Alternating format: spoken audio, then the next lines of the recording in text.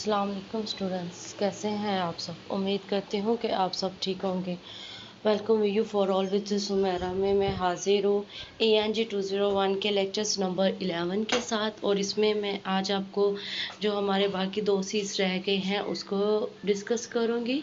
और उसके बाद जो है हमारे 7 सीज हैं उनकी हम लोग सारा ओवरव्यू देखेंगे। ठीक है, तो लेक्चर स्टार्ट करने से पहले अगर आप मेरे चैनल पे न्यू हैं और अभी तक आपने मेरा चैनल सब्सक्राइब नहीं किया तो अभी आप मेरा चैनल सब्सक्राइब कर लें और बेल आइकन पर भी क्लिक कर दीजिएगा ताकि मेरी आइंदा आने वाली जितनी भी वीडियोस ओवरव्यू यूनिवर्सिटी की लेटेस्ट अपडेट है वो आप तक इजीली पहुंचती रहे। तो स्टूडेंट स्टार्ट करते हैं हम लोग अपना लेक्चर्स। तो इसमें जो पहली चीज़ है हम लोग पढ़ेंगे करेक्टनेस है। करेक्टनेस हमारे पास करेक्ट से निकला है और करेक्ट का मतलब होता है दुरुस्तगी। ठीक है, सही होना। तो जब आप कुछ लिख रहे हो तो या फिर आप कुछ बोल रहे हो तो उसमें ये होना चाहिए कि आपका जो आप बोल रहे हो वो दुरुस्त हो। यहाँ पे जो है दुरुस्त होने से मुराद जो है एक्यूरेसी नहीं है। यहाँ पे दुरुस्त होने से मुराद है लैंग्वेज का सही इस्तेमाल करना। आप चाहे उर्दू बोल रहे हो, आप चाहे इंग्लिश बोल रहे हो, तो हर लैंग्वेज के कुछ रूल्स होते हैं। तो जब आप बोल रहे हो या आप कोई डॉक्यूमेंट तैयार कर रहे हो then you have to follow that rules. ठीक है, आप वो फुल रूल्स फॉलो करोगे तो तभी आपका डाटा जो है वो करेक्ट होगा। तो हमारे पास जो करेक्टनेस के कोर है ये हमारे पास 3 इसमें स्टेप्स हैं। ठीक है, आप स्टेप्स कह लें या फिर इसको क्रैकेटिक्स से इसकी ले लें। तो पहली जो चीज़ है वो हमारे पास है ग्रामर है, पंक्चुएशंस है एंड स्पेलिंग है। ठीक है, तो ग्रामर के इस्तेमाल से मुराद क्या है कि आप ग्रामर का सही इस्तेमाल करें। ठीक है, ग्रामर हमारे पास बेसिकली ग्रामर से मुराद यहाँ पे है कि जहाँ पे आपका पास्ट सेंटेंस यूज़ होना है वहाँ पे आप पास्ट यूज़ करें, जहाँ पे प्रेजेंट होना है वहाँ पे प्रेजेंट यूज़ करें और जहाँ पे फ्यूचर में जो चीज़ रखी गई है वहाँ पे आप फ्यूचर में रख दें। अगर आप फ्यूचर की चीज़ प्रेजेंट में रख दोगे तो इसके जो नताइज होंगे वो आप खुद ज़िम्मेदार होंगे। आप खुद इसकी जो है एग्जांपल ले लें कि जो है एक आप ऐसे काम को डिक्लेयर कर देते हो जो अभी तक को होना है और आप उसको अपनी डॉक्यूमेंट्स में डिक्लेयर कर दो कि ये काम हो गया है। तो अब आपसे वो काम जो है करवा दिया जाएगा। लेट्स सपोज कि आप जो है डॉक्यूमेंट में लिखते हैं कि जो है ये मार्केट जो है या फ़िलहाल रूम तैयार हो चुका हुआ है। अब जब ऑडियंस उस चीज़ को देखने के लिए या आपका जो है जो आपका कस्टमर उस चीज़ को देखने के लिए आता है वो चीज़ तैयार नहीं हुई है तो वहाँ पे आप ज़िम्मेदार होंगे। ठीक है, तो ये हमारे पास क्या है, ये हमारे पास ग्रामर्स का जो है यूज़ है कि आपने बारीकियों में जाना है, बारीकियों में इस चीज़ को देखना है कि कहीं पे आपका अगर कंटिन्यूस सेंटेंस है तो वहाँ पे आपने इंडेफिनेट तो नहीं यूज़ कर दिया। आपका ठीक है इंडेफिनेट है तो लेकिन आपने उसकी जो ट्रांसलेशंस है आपने हेल्पिंग वर्ब वगैरह लगाते में कोई गलती तो नहीं कर दी है। ये हमारे पास है ग्रामर। और पंक्चुएशंस में हमारे पास क्या होता है, पंक्चुएशंस में हमारे पास होता है सेमीकोलंस है। ठीक है, सेमीकोलन है और हमारे पास है क्वेश्चन मार्क है। इस तरह से जो है बहुत ज़्यादा पंक्चुएशंस मार्क्स होते हैं। इसी जो है ENG 201 में आप थोड़ा जब आगे जाएंगे तो आपको सेंटेंसेस भी करवाया जाएगा। सिंपल है स्ट्रक्चर्स, कंपाउंड सेंटेंसेस, ऐसे आपको सेंटेंसेस भी करवाए जाएंगे और फिर जो है आपको पंक्चुएशंस भी करवाए जाएंगे। नेक्स्ट जो हमारे पास स्टेप है इसमें स्पेलिंग है। स्पेलिंग से तो आप लोग अवेयर होंगे ही कि स्पेलिंग हमारे पास क्या है कि हमने अपने डॉक्यूमेंट्स में कोशिश करनी है कि गलतियों से ये पाक हो। ठीक है, तो स्पेलिंग जो है स्पेल मिस्टेक हमारी ना हो। मोस्टली अब तो जितना भी काम होता है सारा काम होता है हमारा MS वर्ड में। तो MS वर्ड में हमें जो है स्पेल चेकर दे दिया जाता है। तो अगर आप लिख रहे हो कोई डॉक्यूमेंट बना रहे हो तो वहाँ पे स्पेल चेकिंग को आप अच्छे से देख लें। और एक चीज़ मैं आप लोगों को और यहाँ पे क्लियर कर दूँ कि बहुत ज़्यादा स्टूडेंट्स परेशान होते हैं कि एमएस जो हम लोग पहले एफए में बीए में थे तो हमने स्पेल चेकिंग जो है हमारी होती थी। तो एक भी अगर गलती हो गई है तो उसका हाफ नंबर जो है काटा जाता था। ब्रिटिश यूनिवर्सिटी में खैर स्पेलिंग को देखा तो नहीं जाता, स्पेलिंग अगर मिस्टेक आपकी होगी भी तो इसको आपका नंबर तो नहीं काटा जाएगा, लेकिन आपके पास आप चूँकि एमएस वर्ड का यूज़ कर रहे होते हो बराह रास्त, तो आप क्या करो कि आप स्पेल चेकर को इस्तेमाल करते हुए सिंपल आपने अपना डॉक्यूमेंट्स जब आपने लिख लिया है कंट्रोल ए से पूरा सिलेक्ट कर लो और फिर F8 से उसकी स्पेलिंग मिस्टेक सारी देख लें। अच्छा जी, नेक्स्ट हमारे पास जो टर्म्स है जो हम लोग अप्लाई करते हैं करेक्टनेस जो है किसी भी बिजनेस मैसेज को एनालाइज करने के लिए, तो हमारे पास क्या है, मैंने आपको पहले बताया कि use the right level of language, कि आपने लैंग्वेज का जो लेवल है वो सही इस्तेमाल करना है। लैंग्वेज के लेवल से मुराद है हमारा जो है टेंसेस का इस्तेमाल। Check accuracy of figures facts and words, तो आपने जो फिगर्स यहाँ पे एक्यूरेसी आई है तो एक्यूरेसी से मुराद जो है फैक्ट होता है, ठीक है। तो एक होते है दुरुस्तगी, ठीक है, और एक होता है सच्चाई पे मबनी होना।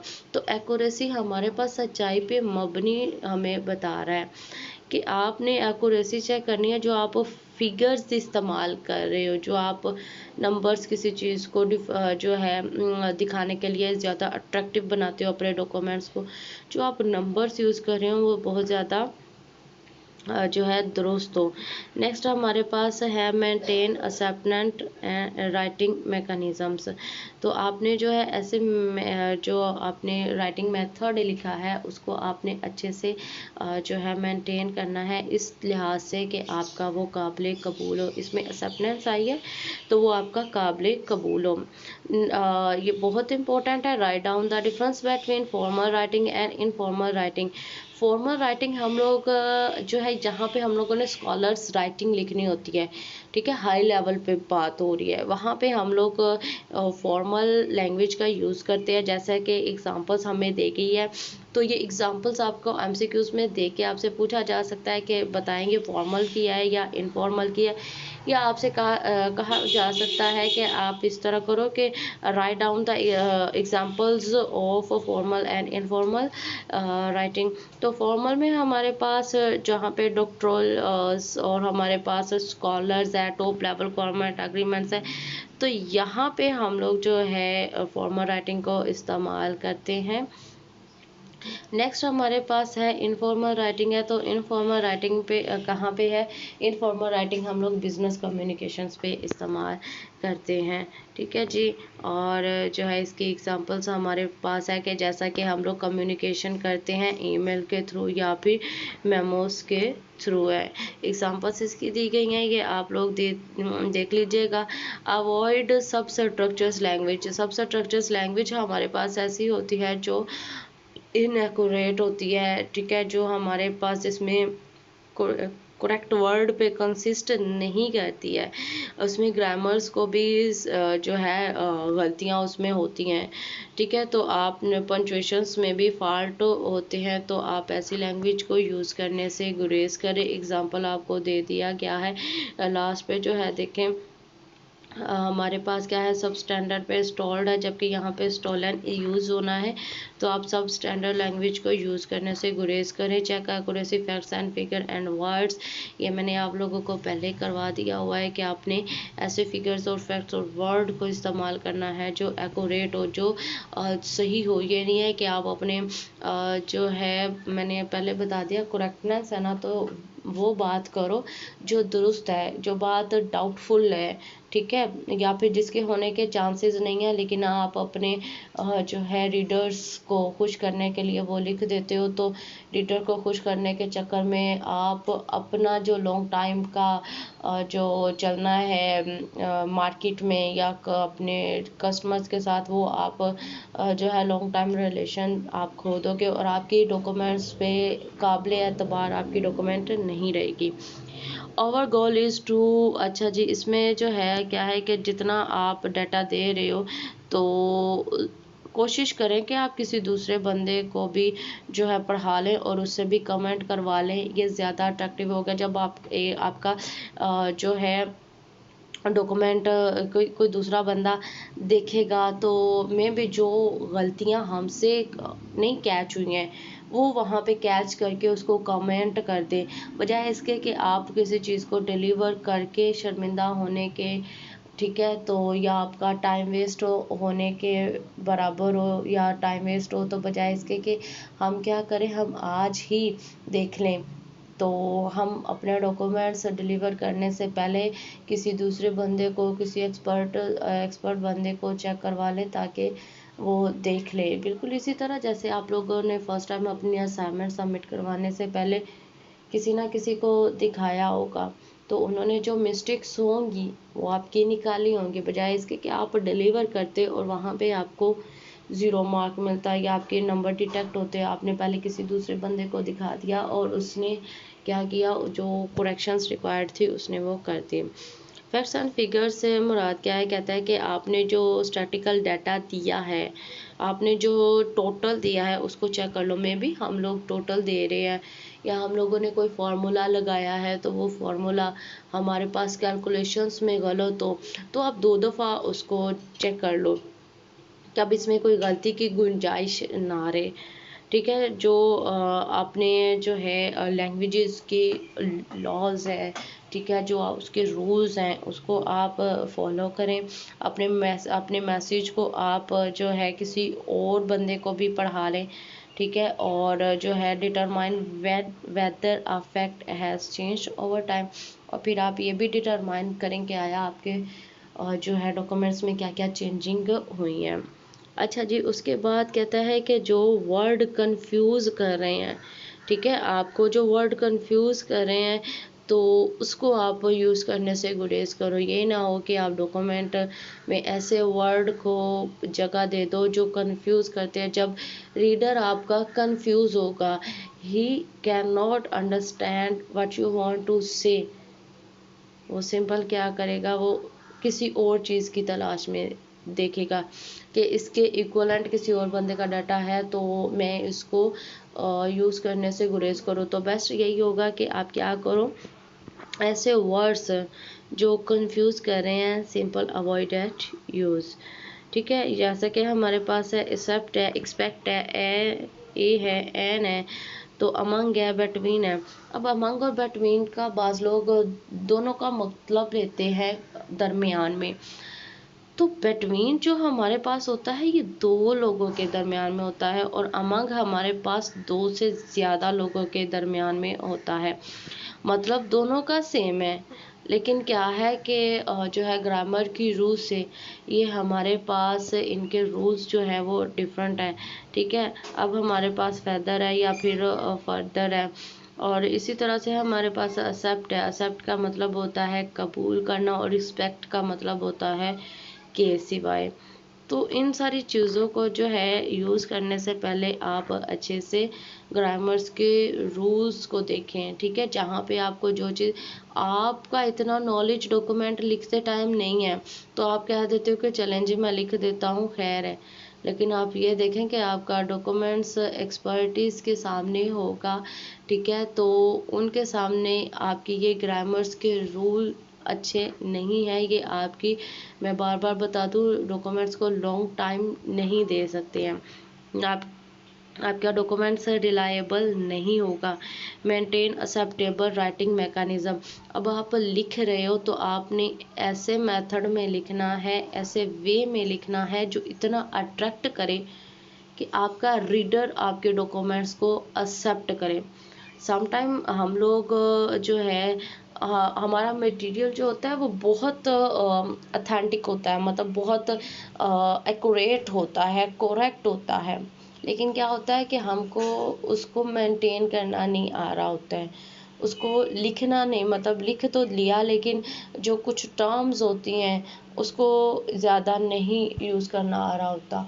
तो जो है आप लोगों ने उसको बहुत खूबसूरत बना के लिखना है, बहुत इसमें मतलब कि जो पैराग्राफ हम लोगों ने पिछले लेक्चर में पढ़े हैं कि एक आपके पैराग्राफ में यूनिटी हो, तो वो सारी चीज़ें आप फॉलो करोगे तो आपका डॉक्यूमेंट्स काबिल कबूल होगा।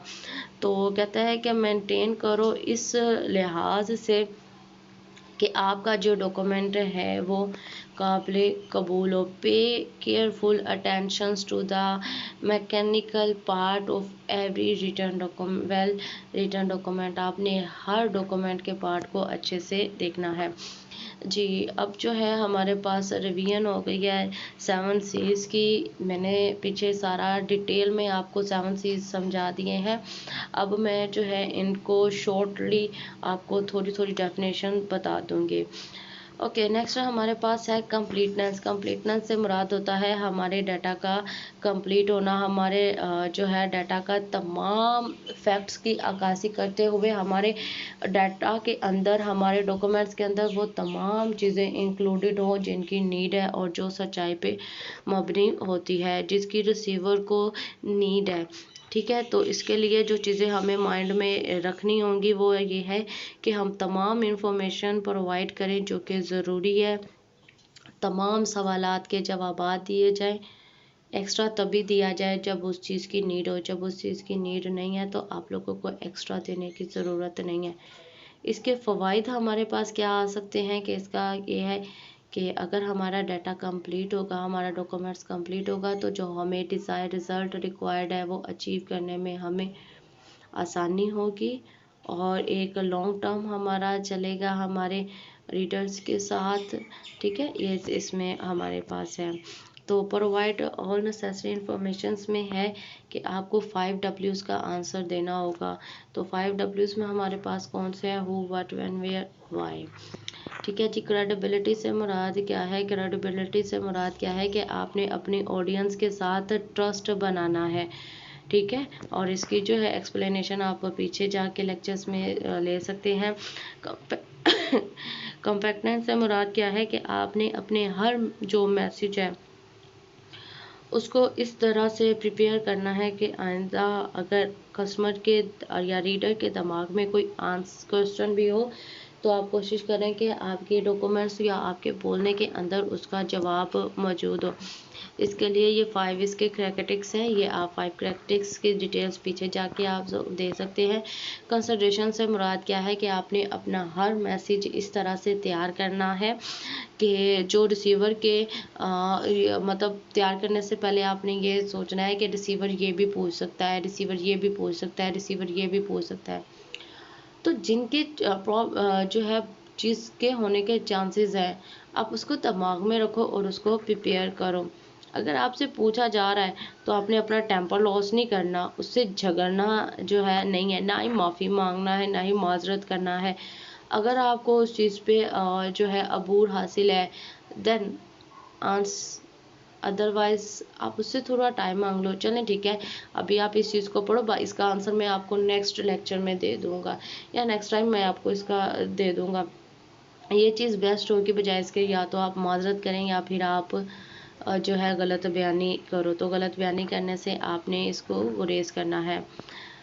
तो नेक्स्ट हमारे पास जो चीज़ है कहता है कि आपने अपने जो है कंसंट्रेशंस को जब लेकर आना है तो आपने क्या करना है, आप जो है यू पे फोकस करो बजाय आई हुई के, मैं या आप बजाय इसके हम जो है आप बजाय आप या हम पे जो है आप क्या करें, यू पे आप, आई वुई की बजाय हम लोग यूज़ करेंगे यू। ठीक है, फिर हम लोगों ने हम लोगों ने यू को इस्तेमाल करते हुए अपने प्रोजेक्ट में जो भी एटीट्यूड है उसको हेल्प करना है। ठीक है, और हम लोगों ने नेगेटिव रिएक्शन से गुरेज करना है और हमने अपने डॉक्यूमेंट्स में कंसंट्रेशंस है ना, तो इस तरह से जो है हमारे रीडर को अट्रैक्ट करना है कि उसको उसके बेनिफिट्स नज़र आए। और आपने क्या करना है, आपने एम्फसाइज कर देना है पॉजिटिव्स को और प्लेजेंट फैक्ट्स को, इसको आपने ज़्यादा जो है खूबसूरत करके और बढ़ा के अपने ऑडियंस को दिखाना है।